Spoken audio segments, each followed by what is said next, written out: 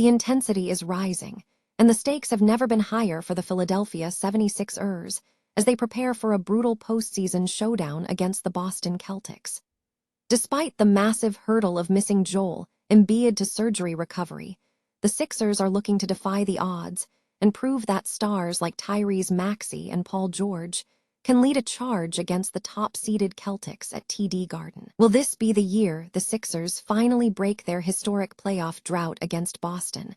Or will the powerhouse duo of Jason Tatum and Jaylen Brown prove too much to handle? Tired of dropping your phone or struggling to prop it up? Meet the Pop Sockets phone grip with expanding kickstand in black, your new must-have accessory. Don't miss out. Grab yours today. Click the link in the video description to shop now on Amazon. Following a difficult result in the series, opener Paul George is already looking toward the future by focusing on the growth of the young core within the locker room.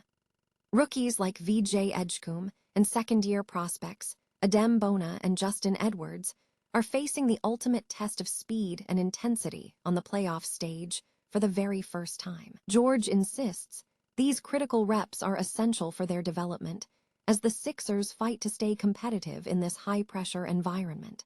The atmosphere in the post-game media room was tense as Paul George faced the press to break down the reality of the 123-91 loss to the Celtics. With the team searching for answers after a lopsided defeat, the veteran leadership is under the microscope as they prepare for a crucial bounce-back performance in Game 2. Every possession counts now, and the expectations for a star like George to elevate his game under the brightest lights have never been louder. The frustration is boiling over after a Game 1 stinker that left fans wondering if the Sixers can actually compete with the tactical dominance of Boston. From Andre Drummond struggling on the glass to an abysmal shooting performance across the board, the team has a laundry list of issues to fix before Tuesday night. If you want to keep up with every twist and turn of this series, make sure to smash that like button and subscribe to the channel with the bell notification turned on so you never miss an update. Everyone in the national media is already printing the obituaries for the Philadelphia 76ers, but you might want to hold off on that funeral just yet. Welcome to the Gauntlet. Game 1, Sunday at 1 p.m., TD Garden. The Sixers are walking into enemy territory as the 7 seed, shorthanded, and facing a Celtics juggernaut that looks like a well-oiled machine. It is easy to look at the bracket and see an easy sweep for Boston, but if you dig into the numbers and the narratives, this series is far more complex than a simple David versus Goliath mismatch. Let's address the elephant in the room, Joel Embiid. He is out indefinitely following an appendectomy. While I am holding out hope for a Game 3 return in Philly, the team has been tight-lipped. Without their superstar, the burden shifts entirely to Tyrese Maxey and the newly returned Paul George. Maxey is playing through a taped-up pinky that is clearly impacting his jumper, and he needs to be surgical because Boston's defensive stopper, Jordan Walsh, is lurking with that massive 7'2" wingspan. Then there is Paul George. He has looked sharp in his return, and honestly, he is the X-factor here. If the Sixers are going to steal this series, George needs to be the veteran stabilizer who provides isolation scoring and elite perimeter defense. He has to take the pressure off Maxey, who is currently struggling with efficiency due to that injury. On the other side, Boston is relentless.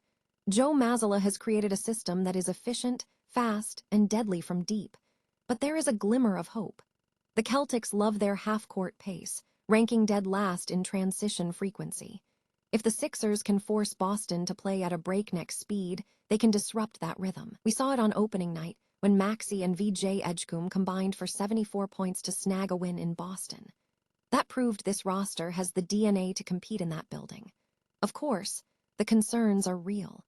The Sixers were one of the worst defensive rebounding teams in the league, and they are about to face a Boston frontcourt that crashes the glass with violent intent.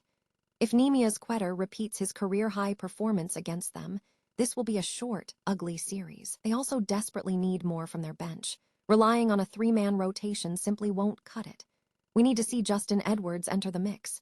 He is a gritty defender who isn't afraid of the spotlight. History is a heavy weight. The Sixers haven't beaten the Celtics in a playoff series since 1982. We all remember the sting of 2023. That Game 7 collapse is still fresh. But this is a different team with a different kind of fight. They didn't come this far just to roll over. If you enjoyed this breakdown, make sure to hit that subscribe button and ring the bell so you don't miss our updates throughout the series. The mission is simple: steal Game 1. Everything else is just noise. Do you think the Sixers have enough juice to pull off the shocker, or is the talent gap just too wide? Let me know your thoughts in the comments below, and remember, history is only written by the ones who show up. Ever wondered how you learn to swim when the pool is on fire? That's essentially what the Philadelphia 76ers youngest players just went through in their brutal Game 1 baptism by fire against the Boston Celtics. Even with superstar Joel Embiid watching from the sidelines, this veteran-heavy squad had a clear objective: getting the rookies and second-year guys some high-stakes playoff minutes. We saw VJ Edgecombe, Adem Bona, Justin Edwards, and Dominic Barlow step into the spotlight, and let's be honest, it was a roller coaster. Edgecombe struggled to find his stroke, Bona spent more time dodging whistles than defending the paint, and the nerves were palpable. But here is the silver lining: Paul George wasn't looking at the box score, he was looking at the growth. George noted that these guys now understand that the postseason isn't just a longer regular season, it's a different beast entirely. Seeing Bona shake off a disastrous start to find his footing in the second half, or Edgecombe finally catching a rhythm off the dribble, proves that while the loss stings, the experience is gold. As the team prepares for Tuesday's Game 2, the message from the locker room is clear: stay locked in, digest the intensity, and keep growing. It is a harsh way to learn, but the best ones usually are. So, do you think these young guns have what it takes to help the Sixers bounce back? Or is the pressure of a Boston series just too much for them? Let me know your thoughts in the comments below. Hit that like button if you want more Sixers updates, and subscribe so you don't miss our breakdown of Game 2. After all, the playoffs are where legends are forged, or where they find out they have a lot more work to do. Ever wonder what goes through a superstar's mind after a high-stakes showdown that didn't quite go according to plan?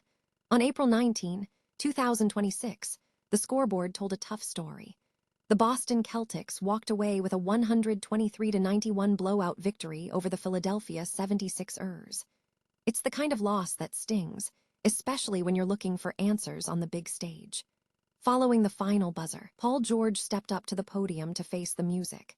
In this candid post-game session, PG isn't just reciting stats or dodging questions. He's peeling back the curtain on the frustration, the tactical breakdowns, and the reality check that comes with a lopsided defeat like this. It is a rare, unfiltered look at the mental toughness required to survive the grind of the NBA season when everything seems to be going south. Listen closely as he breaks down exactly where the rhythm slipped away, and how a veteran leader processes a night where the shots just refuse to fall. If you're a fan of the game's psychological side, this is a masterclass in accountability. Before we dive into the clips, hit that subscribe button to keep up with every twist and turn of the playoff push. After all, in the NBA, one bad night is just a setup for a legendary comeback, or a warning sign of what's to come. What do you think? Was this just a fluke, or are the Sixers in deep trouble? If you were hoping for a miracle from the Sixers in Game 1 against the Celtics, I have some bad news. That flicker of optimism didn't just fade, it was completely incinerated. Boston looked like a championship juggernaut, and the Sixers, well, they looked like they didn't belong on the same court. It is going to be a long week, but let's break down 5 takeaways from this absolute disaster. First, can we talk about the frontcourt nightmare? Andre Drummond looked like a completely different player than he did in the play-in win, providing zero value on either end. And don't get me started on Adem Bona. Asking him to handle the ball in transition during an NBA playoff game is a recipe for heartbreak. The truth is, the Sixers have failed to secure competent backup bigs for a decade, and with Embiid's injury history, that's a structural failure that comes back to haunt them every single spring. Then there is the playoff P situation. On paper, Paul George's 17 points on 50% shooting looks fine. But if you watched the game, you saw the issue: effort. Defending the Tatum Brown wing tandem requires grit, and George looked like he was barely going through the motions. At 36, he isn't an all-defensive stopper anymore, but seeing him put forth such a lackluster effort after signing that massive deal is infuriating. He needs to show some pride. Next, the shooting woes. The Sixers hit just 4 of 23 from deep. That is 17%. You cannot win in the modern NBA shooting like that, especially when the Celtics are launching 44 triples. Tyrese Maxey and Paul George have to let it fly with reckless abandon. Playing it safe is just a slower way to lose. It is also hard not to look back at history and feel frustrated. Seeing Nikola Vucevic, who was a rookie here over a decade ago, providing solid minutes for Boston is a painful reminder of missed opportunities from the front office years ago. Finally, the irony of the chants. Remember when Philly fans were shouting "We want Boston" during the play-in? Well, the Celtics fans had the ultimate receipt on Sunday, chanting it right back as they built a 30-point lead. It's a harsh lesson. If you want to talk the talk, you've got to be able to walk the walk, or at least take the heat when you don't. Do you think the Sixers can salvage a win in Game 2, or is this series already a wash? Drop a comment below and let me know your take. And if you enjoyed this breakdown, hit that like button and subscribe for more deep dives into the ups and downs of the playoffs. Sometimes, the hardest lessons are the ones delivered by a 30-point blowout.